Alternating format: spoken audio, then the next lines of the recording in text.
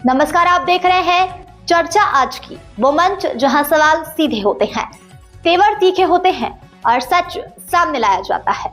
यहाँ बात होती है जनहित की, यहाँ होती है जवाबदेही की मांग।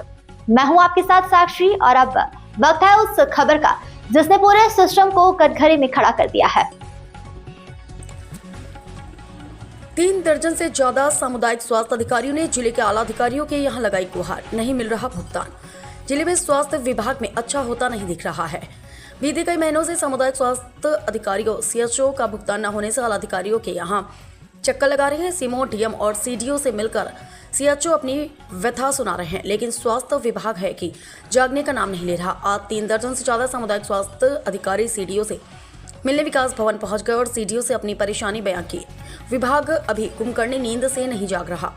स्वास्थ्य विभाग के 3 दर्जन से ज्यादा करीब 40 सामुदायिक स्वास्थ्य केंद्र अधिकारी सीएचओ आज मुख्य विकास अधिकारी आईएएस जागृति अवस्थी से मिलने पहुंचे।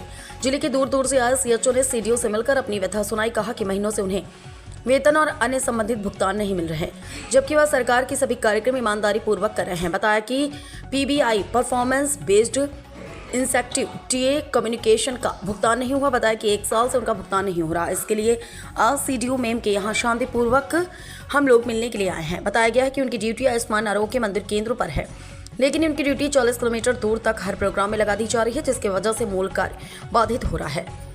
और ये all India association of community officer का मैं जिला अध्यक्ष हूँ। आज हम अपने समस्त सीएचओ साथियों के साथ यहाँ पर सीडीओ मैम कार्यालय में उपस्थित हुए हैं।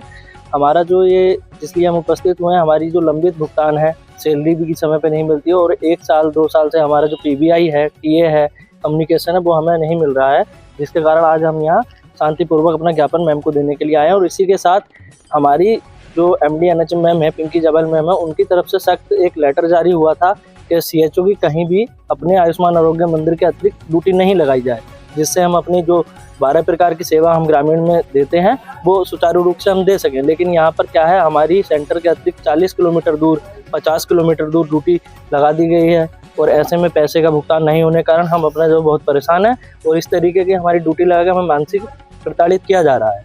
कई बार हम मुख्य चिकित्सा अधिकारी जी को लेटर के माध्यम से भी बता चुके हैं अपनी सारी बातें, लेकिन वहाँ से भी कोई सुनवाई नहीं हुई है। अभी कुछ ब्लॉक ऐसे हैं जहाँ पर पीबीआई अभी तक अप्रूव्ड भी नहीं हुआ है, कुछ ब्लॉकों में पीबीआई अप्रूव्ड है लेकिन भुगतान नहीं हो पाया है। किस तरह का भुगतान है आपका? हमारा जो भुगतान होता है पीबीआई होता है, परफॉर्म बेस्ड इंसेंटिव होता है, जो मानदेय मिलता है, जिसमें हमारे कुछ इंडिकेटर होते हैं, जैसे एनसीडी होता है। 30 वर्ष से ऊपर के जितने भी व्यक्ति होते हैं हम उनकी एनसीडी स्क्रीनिंग करते हैं, बीपी और शुगर की जाँच करते हैं, एएनसी होता है और इम्यूनाइजेशन भी होता है। भरने के बाद हमें वो भुगतान मिलता है। तो आपका कितना होगा? कम से कम हमारा अगस्त से भुगतान बाकी है। अगर चतरा ब्लॉक की बात करें तो अगस्त से हमें नहीं मिला है और भी कुछ ऐसे ब्लॉक हैं जिनको 9-9, 10-10 महीने से भुगतान नहीं मिला है। लेकिन फर्स्ट विभाग के द्वारा जो जानकारी मिली है, कुछ जगहों पे तो आप लोगों को हाँ सर, कुछ हमारे ब्लॉक हैं, सोनभद्र जिले के कुछ ब्लॉक हैं, जैसे मयूरपुर ब्लॉक है, वहाँ पर भुगतान पीबीआई का हो गया है। लेकिन जब हम बात करते हैं तो ये बताया जाता है कि बजट नहीं है। लेकिन बजट नहीं है तो फिर एक ब्लॉक में कैसे हो सकता है? अब सर, हाँ सर, यही हमें अपने विभाग से भी जानना है, इसीलिए हम ये ज्ञापन देने के लिए आए हैं। लेकिन हमारी वहाँ पे मुख्य चिकित्सा अधिकारी जी से बात नहीं हो पाई, शायद वो आज में मीटिंग में थे।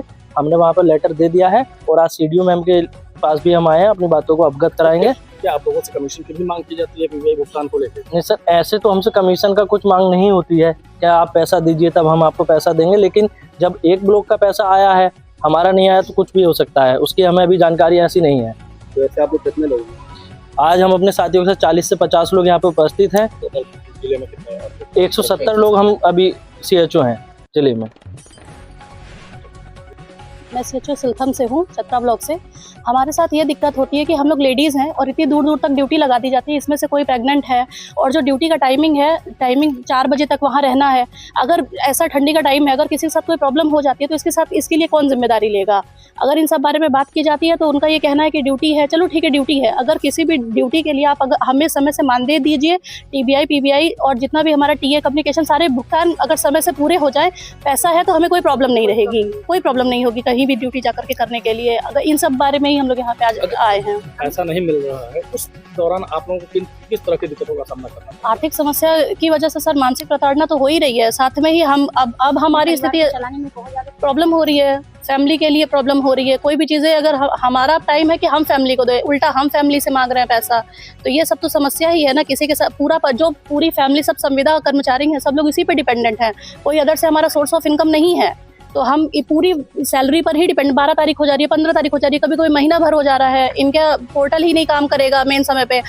अगर हमें कोई भी काम करने में कोई समस्या नहीं है, हमसे जब भी काम कहा गया है, कोई किसी भी तरीके का काम, कोई भी प्रोग्राम आयोजित कराने के लिए कहा गया है, कितने भी दूर तक, आयुष्मान हो, कोविड हो, हम लोग कोविड तक ऐसे टाइम में काम किए हैं, कहीं भी हम लोगों को काम कराने के लिए बोला जाता है, हम लोग कभी मना नहीं करते हैं। लेकिन बिना भुगतान के, बिना सैलरी के, बिना PBI TBI कम्युनिकेशन के कैसे कोई काम करेगा? ये सारी प्रॉब्लम आ रही है। बजट नहीं है, या तो मेन ऑफ द टाइम पे मिलेंगे नहीं है।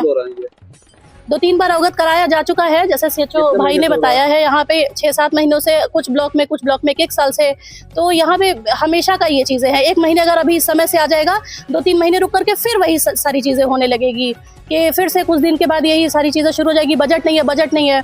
और अगर बजट नहीं है तो फिर किसी के लिए बजट ना हो, कुछ का बजट नहीं है तो भी 2 आंख खुल रहा है इसमें।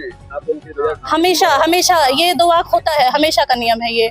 यहाँ पे आता है, इनको लगता है कि CHO ही ऐसा है, जबकि प्रधानमंत्री जी के द्वारा क्या कहा जाता है कि आप अपनी 12 प्रकार की सेवाएं दीजिए, हम अपने पूरे आयुष्मान आरोग्य मंदिर पर निरंतर कार्य करते रहते हैं। आप वहाँ पे हमसे जो भी काम कराना है कराइए। हमारे क्षेत्र में, हमारे अपने जितने क्षेत्र हैं उसमें खुद ही नहीं कार्ड बन पा रहे हैं, उसमें खुद ही इतनी प्रॉब्लम आ रही है। अब आप सोचिए कि उसको छोड़ के अदर जगह पे लगाइए ड्यूटी, तो ये तो गलत है ना। हम लोग सारी अपनी आयुष्मान आरोग्य मंदिर का जो हमारा 12 सर्विसेज है, ANC सेवाएं देना, इम्यूनाइजेशन है, और हमारा जितना NCD का कार्य है, नॉन कम्युनिकेबल का कार्य, वो सारे कार्य करने के अलावा भी हमारा जो आयुष्मान का प्रोग्राम लग जाता है, और अन्य भी कोई भी प्रोग्राम निकल जाएगा, नेशनल लेवल का प्रोग्राम निकल जाएगा, सारा सुपरविजन करना है, सारा काम करना है। उसके साथ साथ पूरे रजिस्टर, पूरे इंडिकेटर, सब कुछ, मतलब पोर्टल पे भी एंट्री करनी है, रजिस्टर पर भी बाय मैनुअल एंट्री करनी है। और जब हमारा PBI देने का बात होता है, तब ये लोग कहे अभी हमारी ड्यूटी इधर उधर लगा दे रहे हैं। जब हमारी PBI देने की बात आएगी, तब ये लोग कहेंगे कि आप अपने 12 इंडिकेटर पे काम नहीं करते, 15 इंडिकेटर